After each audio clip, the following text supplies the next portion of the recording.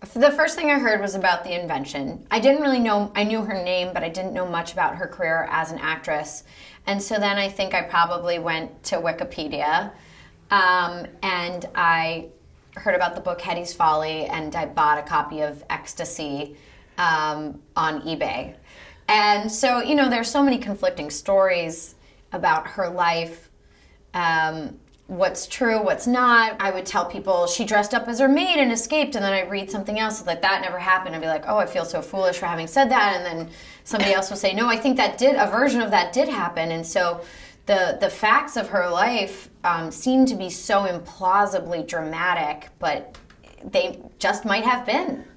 Her life was much better than probably any of the movies she ever appeared in.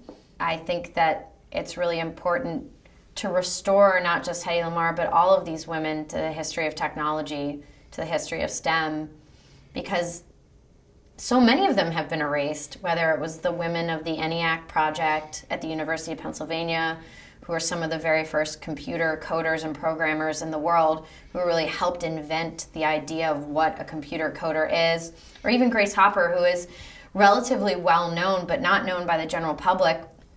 And she's the driving force behind the compiler and this whole new philosophy in computer programming languages. I think so many of these women were dismissed, whether it was overt or it was an implicit or explicit bias. A lot of them have been removed from the history. And so many of them contributed, specifically to World War II.